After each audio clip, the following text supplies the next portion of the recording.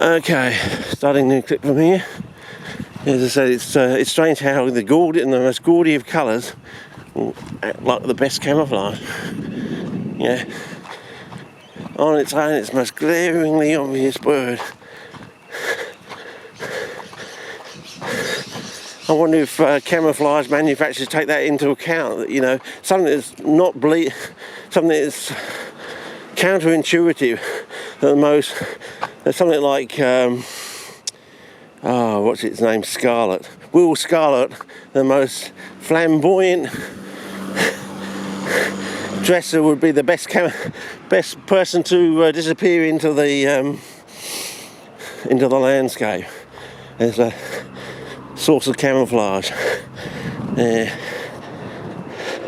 I think there's a good song out there called Camouflage or something. So there's also a good one out there called Silverado, if you can get it, but it's been confused with that movie and stuff like that, and it's very hard to track down now whether they also changed the title or it's got one of these intro bracketed titles or something. And you gotta, yeah. Now over here they put fencing and stuff down here, and they cut back everything down here, so when this gets wet and goes muddy, it might be worth exploring this further this coming season. And can you see the glaucous nature of this grass? I don't know if this is Festuca glauca or glauca, or how you want to pronounce it, but it definitely does have a sort of almost it's more a jadus look to it than a true glaucus. But that could change as we go from the coldest nights out in late first 2 weeks of August out into the new burgeoning season, or the dry. As I said, we're just going straight into the wet now, and it's going to be raining for the next 4 or 5 days. I don't know what with the new ABC weather symbols, what that really means. You know, is it going to be just a drip over, a little bit here and there, or is it going to be a steady rain, or is it going to be a heavy rain, you know? And apparently they're talking about more government cutbacks at the ABC, another 250 people to leave, so that will make 500 who have lost their jobs over the last and next 3 to 6 years, I think.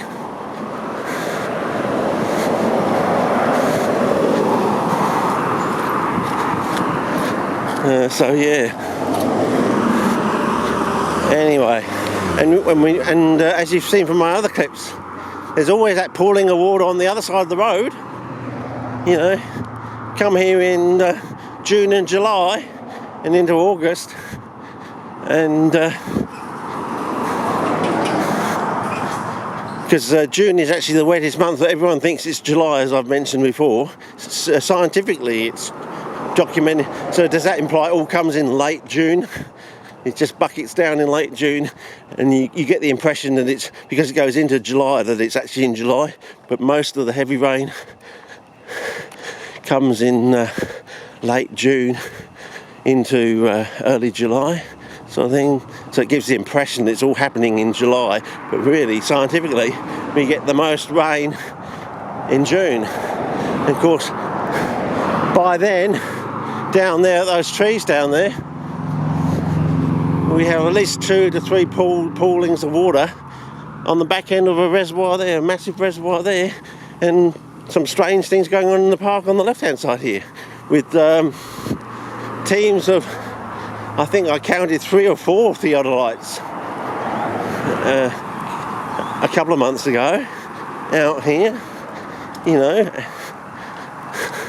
So whether they're just sort of recording movement in the landscape just to be on the safe side due to this building works up here, I don't know. But, you know, if this reservoir goes, you just can't outrun it, you know.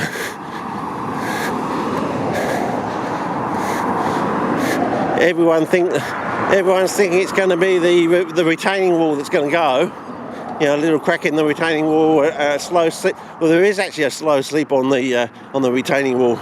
If you If you've been studying the kangaroos at night too out there, you'll have noticed that there is a mild leak, a very mild one, but of course I don't know, maybe it's just me, I notice these things, I don't know, just maybe I should enter a spot the difference competition or something like that, I don't know.